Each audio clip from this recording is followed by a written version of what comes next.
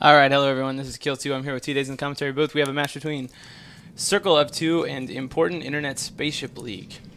For Circle of Two, they fielded 2 Abaddons, 1 Damnation, 2 Hurricanes, 1 Guardian, 2 Sabers, and 2 Thrashers. And the Important Internet Spaceship League have brought 2 Harbinger, 2 Myrmidon, 2 Brutix, a Hurricane and a Guardian. Both these teams going for pretty high damage setups with 1 Logistics. Possibly because both teams went with something totally different in their past matches. Important Internet Spaceship League has run missiles in both qualifying rounds, and Circle of Two has run a missile setup and another Abaddon setup, actually. Their second match was this exact setup, as a matter of fact, and they beat Ethereal Dawn with it, so I guess they were happy with it, and it's nice to see that everyone wants some higher damage stuff going on. Yeah, certainly nice. There's a little missile we used again today. Right, Harbinger is for the Internet Spaceship League is now in armour. And everyone, sorry, Yep, and one of the Hurricanes as well. everyone really close to each other already. At least all the damage. I see a big blob of battle cruisers there. We see that Harbinger taking damage, the Hurricane on the other side taking damage. I see a lot of people with DCCM. I see remote reps coming in from that CO2 Guardian, which is positioned pretty far away from the fight, so he's not really a good option as a target right now. Yeah, we just lost one of the Harbingers for the Important Internet Spaceships League, and their Guardian is in armour, so have to see now how it's going to hold on.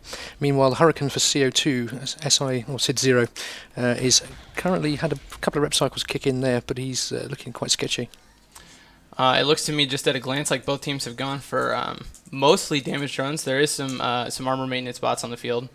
Quite a few of them. Looks like CO2 actually has gone with completely damaged drones, and Important Internet Spaceship League has gone with repair drones. And Important Internet Spaceship Leagues have gone now to lose both of those battle cruisers. They have just the 2 Myrmidons and 2 Brutix, and Hurricane left with that Guardian looking very sketchy and under half armour. Meanwhile, the Hurricane for CO2 finally went through armour, is now in structure, and it looks like they've actually switched targets to the second Hurricane as well from Important Internet Spaceship League, so they're kind of splitting their damage out at the moment. Probably not a good idea, but that Hurricane finally goes down.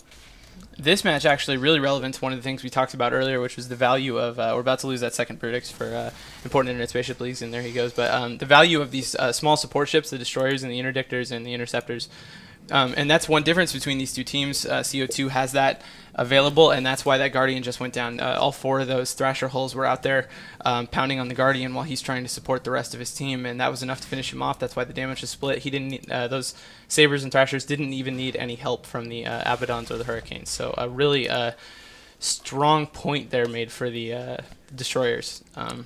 Yeah.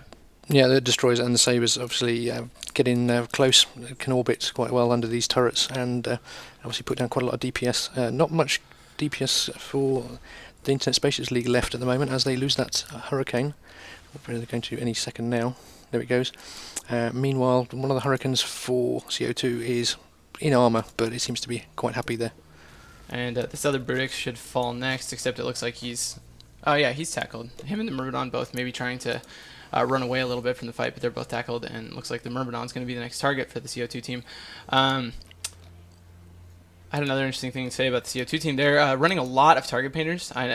Target painters have mentioned a lot in this tournament, and usually I don't really care very much because I don't think they make all that much of a difference, and I'm kind of surprised. I guess they were really worried about their Abaddons being able to hit, but there's just tons of them. There's like 6. Which seems like total overkill to me. I think 1 or 2 is about the most damage bonus you're really going to get, and that's only going to be against a pretty small ship.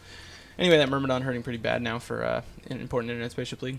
Yeah, it's probable that each one of those destroyer hulls has actually got a target painter on it.